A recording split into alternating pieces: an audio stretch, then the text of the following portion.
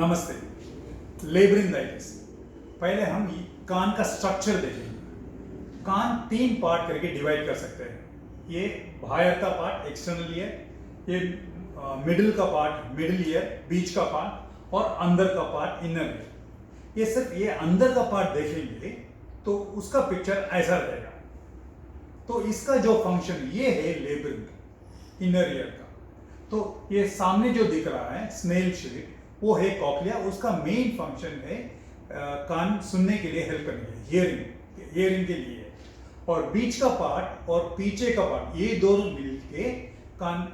दो मिलके बैलेंस के लिए मदद करते हैं।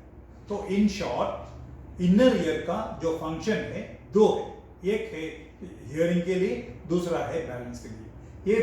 ये बोनी कवरिंग, इसके अंदर जो है वो ऐसा दिखेगा। तो जब ये इन्फेक्शन, ये पार्ट लेब्रिंथ में इन्फेक्शन है, वो है labyrinthitis. Infection of the labyrinth is called as labyrinthitis. तो इसका नॉर्मल फंक्शन मैंने बता दिया। तो इन्फेक्शन का कारण क्या है? ये बैक्टीरियल हो सकता है, वायरल हो सकता है। तो फर्स्ट पिक्चर में दोबारा बताता हूं आपको। इसमें ये देखेंगे तो ये मिडिल पार्ट, इधर इन्फेक्शन हो गया, वो हुआ ओटिटिस मीडिया। अगर जो टाइम ड्यूरेशन, पेशेंट कंप्लेन का टाइम ड्यूरेशन कम है तो एक्यूट ओटिटिस मीडिया, और टाइम ड्यूरेशन ज्यादा है, कंप्लेंट्स समझो कि 3 महीने से ज्यादा है, ऐसा है तो वो हुआ chronic otitis media. Chronic otitis media में दो टाइप, एक सेफ टाइप, दूसरा अनसेफ टाइप। सेफ टाइप मतलब वो सेफ है, कॉम्प्लिकेशंस कम है। अनसेफ टाइप मतलब जैसे वो लिखा है वो अनसेफ है, कॉम्प्लिकेशंस ज्यादा है। तो इधर से बैक्टीरियल और वायरल इन्फेक्शन कान के अंदर स्प्रेड होके लेब्रिंथाइटिस हो सकता है, और टॉक्सिन के वजह से भी हो सकता है, और इम्यूनो डिफिशिएंसी प्रॉब्लम ऐसा कुछ है तो भी लेब्रिंथाइटिस होने का चांसेस है। तो पेशेंट का कॉमन कंप्लेंट्स देखेंगे, प्रेजेंटेशन। तो मेन फंक्शन क्या है लेब्रिंथ का? Hearing and balance. तो इसका फंक्शन चला गया तो क्या होगा? बैलेंस चला जाएगा तो सीवियर डिजीनेस रहेगा, दुनिया से गोल गोल घूमता रहेगा। तो पेशेंट सीवियर डिजीनेस बताएगा और आंख बंद करके बेड में लेटा रहेगा। उसे किसी को कोई उसको लेके आता है हॉस्पिटल में बताने के लिए, वो खुद आने का चांसेस कम है। तो लेब्रिंथाइटिस कंडीशन में सीवियर डिजीनेस है, हियरिंग लॉस रहेगा, साथ साथ में सीवियर वॉमिटिंग होने का चांस है। ये इनिशियल स्टेज में बैक्टीरिया हुआ, इनिशियल स्टेज हुआ तो ऐसा प्रेजेंटेशन। सपोज ये स्टेज में हम ट्रीटमेंट नहीं किए, ज्यादा बढ़ गया तो डिजीनेस और बढ़ता जाएगा और कान सुनने का पावर और भी कम होता जाएगा, वॉमिटिंग भी बढ़ता जाएगा। जब पेशेंट को एग्जामिन करेंगे तो आंख एग्जामिन करेंगे तो आंख हिलता रहेगा, पेंडुलम जैसा बहुत फास्ट हिलता रहेगा, वो है निस्टैंस। उससे पता चल जाता है कि कौन सा कान इन्वॉल्व है।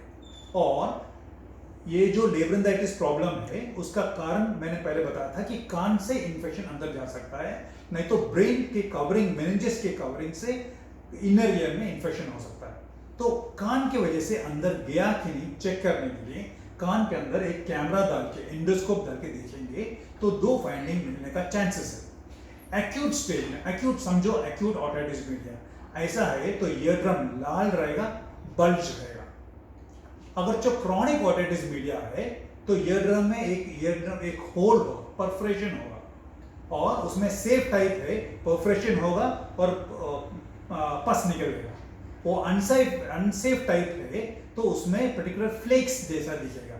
ये रहेगा ईयर का फाइंडिंग्स अभी इन्वेस्टिगेशंस में। तो अगर जो कान से पीप निकल रहा है तो वो निकाल के पस कल्चर सेंसिटिविटी के लिए भेज देंगे, क्योंकि उससे पता चलता है कि बैक्टीरिया कौन सा इन्वॉल्व है, उसके अगेंस्ट कौन सा स्पेसिफिक एंटीबायोटिक दे सकते हैं।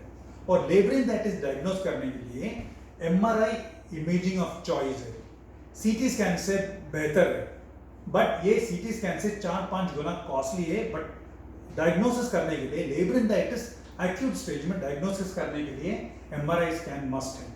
और लेब्रिंथाइटिस में डिफरेंट स्टेजेस है, मैं वो डिटेल में नहीं जा रहा हूँ, सिर्फ मैं उसका प्रेजेंटेशन, एग्जामिनेशन, फाइंडिंग और मैनेजमेंट के लिए कॉन्सेंट्रेट कर रहा हूँ। और एमआरआई हो गया, डायग्नोस हो गया, उसके साथ साथ में हियरिंग टेस्ट भी करना पड़ता है। हियरिंग टेस्ट में अगर जो नर्व इन्वॉल्व है तो इमीडिएटली स्टीरॉइड बेल्ट के दवाई शुरू करना चाहिए एंटीबायोटिक के साथ साथ में। और टोटल काउंट ये ब्लड टेस्ट निकालेंगे, उसमें बैक्टीरिया और वायरल इन्वॉल्वमेंट है उससे पता चलने का चांसेस है।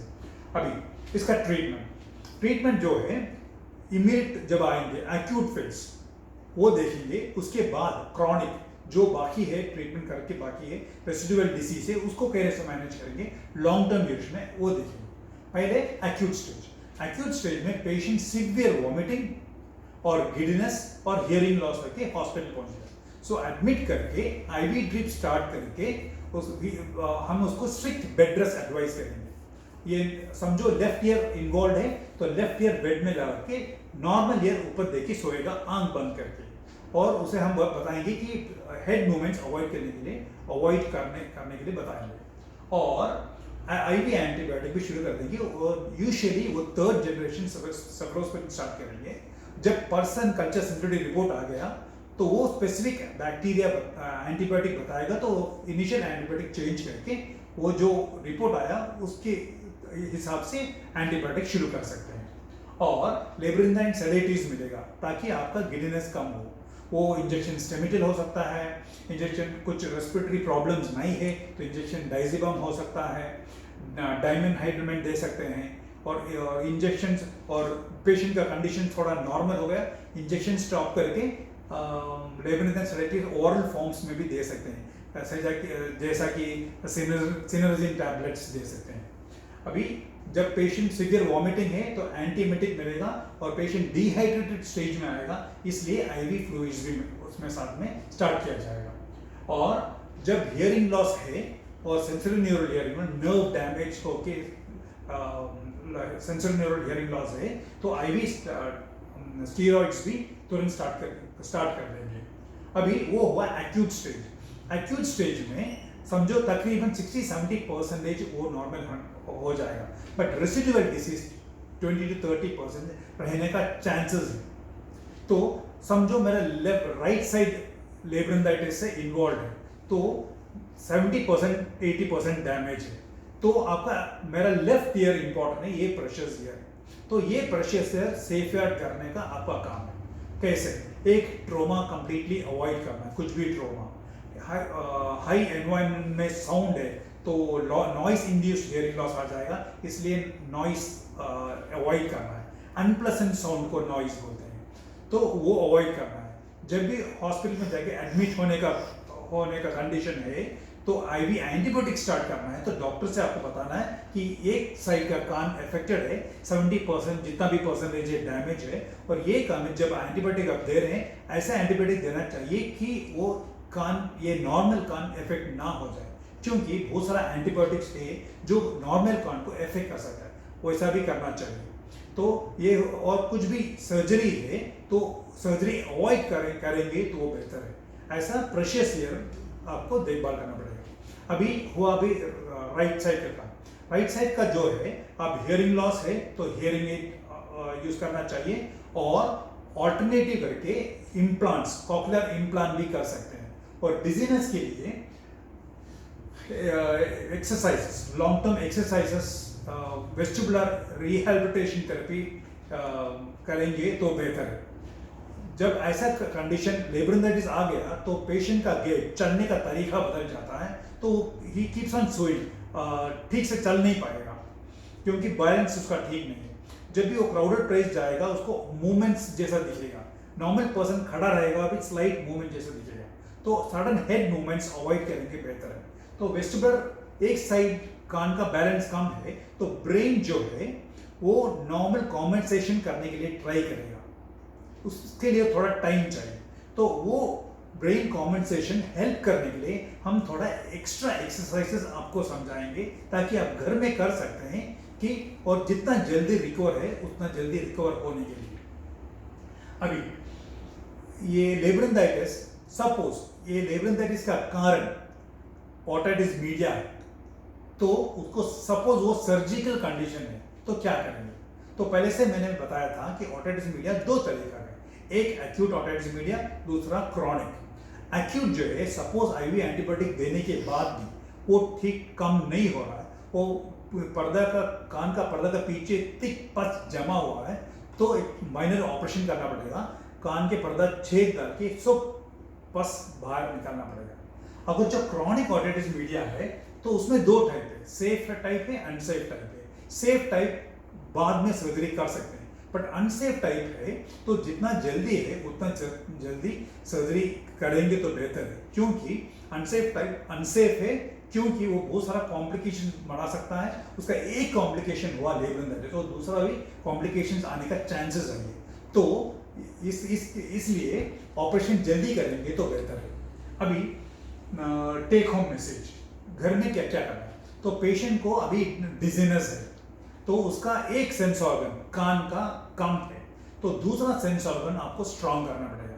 समझो आंख का कैटरैक्ट है, उसका ट्रीटमेंट ले लीजिए। और रिफ्रैक्टिव एरे ठीक से देख नहीं सकते हैं, चश्मा पहन लीजिए। डायबिटिक है, रेटिनल प्रॉब्लम है तो लेजर कराइए। तो ये सब करके आई नॉर्मल करके ढूंढना है।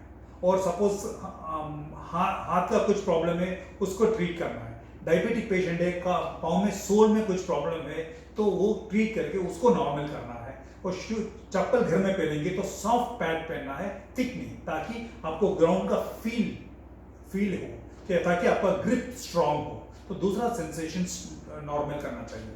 और डिसीनेस है, इसकी वजह से आपको हेवी मशीनरी के पास करके काम नहीं करना चाहिए, और हाइट में खड़ के काम नहीं करना चाहिए, पानी के नजदीक खड़ के काम नहीं करना चाहिए, फायर के नजदीक खड़ के काम नहीं करना चाहिए, ताकि आप डेंजर अवॉइड करें। क्योंकि कुछ हो गया, डिजीनेस बढ़ गया तो मशीनरी के ऊपर आप गिर सकते हैं, इसलिए।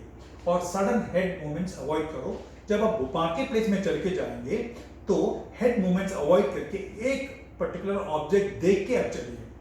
जब वो ऑब्जेक्ट पहुंच गए तो दूसरा ऑब्जेक्ट में फोकस करके चलना चाहिए, क्योंकि आप हर जगह देखते रहेंगे आपको इम्बैलेंस है तो इम्बैलेंस बढ़ने का चांसेस है। तो ये आप फॉलो करेंगे तो आपका डिजीनेस थोड़ा कम हो जाएगा, आप और थोड़ा कॉन्फिडेंट हो जाएंगे चलने के लिए, ये क्राउडेड प्लेस में चलने के लिए। और ज्यादा पानी पीना चाहिए, और नॉइसी एनवायरनमेंट में मत चलिए, क्योंकि वो स्ट्रेस बढ़ रहा है, पहले से आप स्ट्रेस थे, तो इसलिए स्ट्रेस अवॉइड करने के लिए वो नॉइसी एनवायरनमेंट और स्ट्रेसफुल सिचुएशन में मत जाना चाहिए।